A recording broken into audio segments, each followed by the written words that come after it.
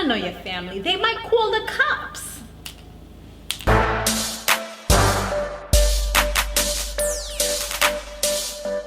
Hey, Samore Love bugs. You have now tuned into my Mobwives recap. Guys, be sure to subscribe to this channel if you have not yet done so. Share this video wherever you like to share videos. And don't forget that good old thumbs up if you like this video. Okay guys, so this was a pretty cool episode. It had a lot going on. I know my editing is going to be a little bit different today. Just wanted to let you know it's because my other laptop is in the shop, so I'm using my Mac, which I don't normally use for these types of videos, so it's gonna be kind of different. But yeah, other than that, be sure to check out my other channel, which is Samore Love TV, because I have lots of different videos there. Especially I have my love and hip hop recap, which I always do. Well, I put it up on Tuesday mornings, so check it out. Okay, all right, so let's go ahead and get into this recap. And y'all, I was not going to do this recap at first because when my laptop was going, I was just like, I don't know if I really want to do it anymore. But this episode actually had some good stuff in it. That's another reason that it motivated me. Plus, I didn't want to leave you guys without any content since I didn't do the haves and have-nots. I haven't done it for the past 2 weeks, but I am going to get back on it for most likely for next week, and then I'm going on vacation, so it's not going to be there for a little while. So I wanted to do at least one week. All right. So yeah, Brittany, her and Marissa, they were pretty much fighting, and Brittany's stupid. You know, I don't know how you come guns blazing, you want to fight, you popping off at the mouth, you getting crazy, you getting riled up and everything, and then you get popped in the face. Like, seriously?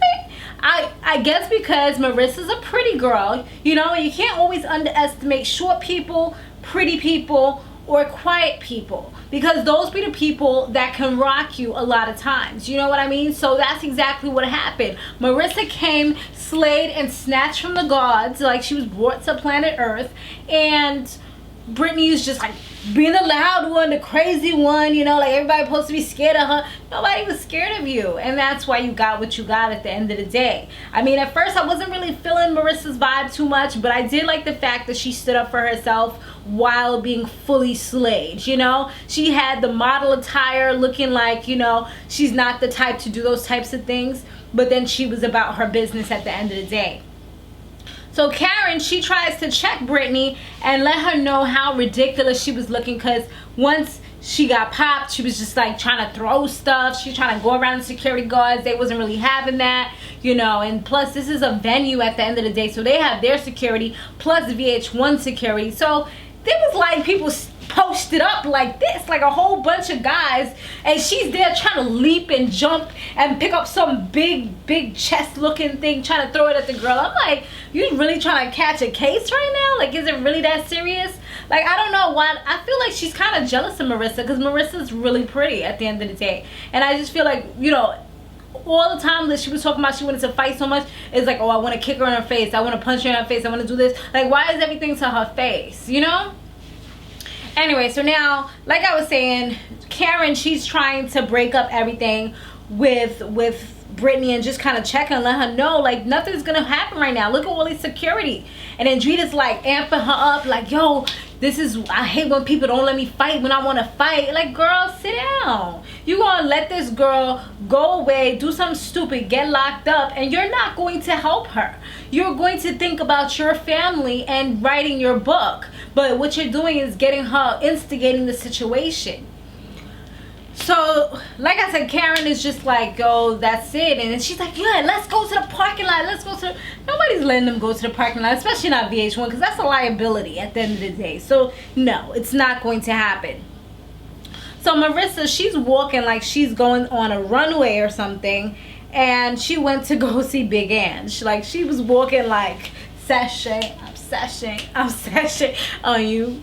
And when she goes to see Big Ang, I kind of feel like Big Ang was trying to make her feel like she had done something wrong, but Marissa wasn't owning up to that. She's just like, at the end of the day, she came, she was all excited, all amped up before I even got there, wanting to fight, and she got what she got. And she was like, that's it for me and her. Like, there's never gonna be a sit down or anything else, because she doesn't trust her. And she was like that she said that she doesn't want to like have any kind of meeting or anything, and she doesn't trust her, and anybody who makes her put her hands up to them, she's not going to want to be around them.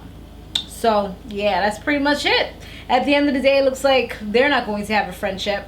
And she was like, she can't trust anyone that makes her want to hit them either. And I can totally understand what she means, because I've had situations where certain people, you know, had arguments or crazy situations, and it's like, I'm never going to look at you the same way at the end of the day. Like, we're not going to be besties, we're not going to be friends. Perhaps I'll be cordial if you apologize, but, you know, especially if I wasn't the one in the wrong.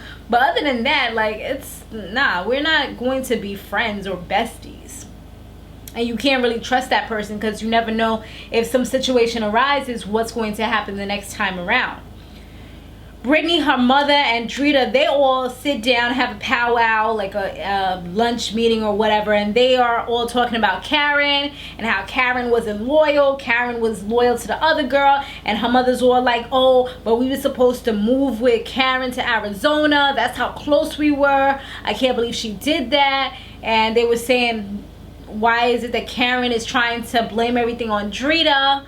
But I just felt like, you know, when you're with your friends, you tend to side with them a lot of times, regardless of who's right or who's wrong. And all of them thought that they were right, but at the end of the day, it didn't have to go down like that. Brittany was already like feeling like she wanted to fight. She came there wanting to fight, and then Drita was amping her up even more. You know, if somebody's like, yeah, yo, you need to do that, yo, don't let her say nothing to you, because I'm a fighter and you can't let nobody punk you. You know, you're feeling like, yeah, you're right. You know, you know, it's like when you're in the ring and you got your coach and they're motivating you and you ready, you know, and you sit down in the ring in the seat real quick, and then, you know, they're telling you things in your ear like, yo, you got to do that left, that right, and you get motivated, you get amped up. A lot of times that's how boxers win. Like, I used to watch boxing on a regular, so that's like how boxers win and things like that, or UFC fighters. That's how they win, because after the coach just tells them these things in their ears, it's kind of like a whole mental thing. You know, they're like, yo, you can do it, you got this.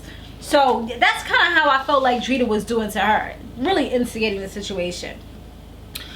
Big Ang, she goes to the doctor and she does get bad results. And I did read somewhere, I don't know if it was from John Taylor, the celebrity blogger, or it might have been somebody else, but I did see that they were saying that and I don't know how true or valid it is, because I didn't follow up on the story, but that the cancer has spread to, I think, her lungs as well as her brain. But I'm not too sure how valid that story is. But if so, you know, definitely prayers go out to the family, and hope somehow, some way she's able to pull through, because, you know, it's just seeing her here, you can just see how scared, how frightened she was of just like dying. But I kind of felt like she just was done with all the surgeries and things like that. And you don't feel the same after these things. And I kind of agreed with her on a point where she was like, you know, once you go to the doctor, a lot of times and you find one thing wrong, it all goes downhill from there. Not all cases, but a lot of times that's the way it is. Like, you find one thing and then like everything else is just like, you know, and plus the medicines that they give you at times, it can cause other problems as well. So that's the messed up part about it. Brittany meets with, and later on she did meet with some of the girls and kind of tells them what's going on. And, you know, she kind of broke down about the situation, because she doesn't get to really break down in front of other people, because she's also always used to being like the strong one, the person that everybody comes to, but not really being vulnerable in front of everybody else. Like, she said her family doesn't even know what's going on, which is crazy. I guess the only person that really knew is her husband, because she probably doesn't want to give them this news, sadden them, you know, burden them. It's kind of hard to have to tell people those types of things, because, you know, it's like you're gonna have to see their faces drop, you're gonna have to see them crying, worried, and things like that on a daily basis. Then they're gonna start asking you about it all the time. It's a lot.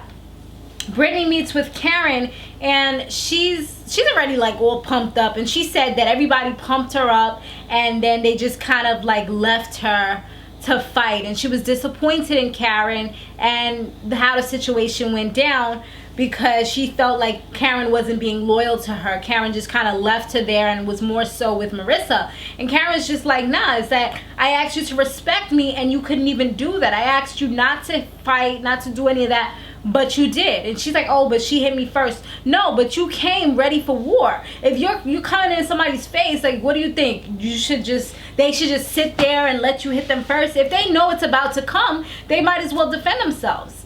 I mean, hey, why not, right? And then she was all saying how Karen was saying that Renee, she initially was like, didn't really like her, but she told Renee to kind of respect her wishes and not to get crazy with her. And that's exactly what Renee did. Like, Renee calmed down and gave her the benefit of the doubt. But when she asked Brittany to do that, Brittany's just acting like a spoiled little brat and not pretty much like accommodating her or obliging her, doing what she asked her to do. So, you know, it seems like their friendship is kind of mangled right now, and I don't think it's going to be back to the place where it used to be, because both of them don't really trust each other. And that pretty much concludes the episode. Pretty straight to the point, right? I got it all out pretty quick.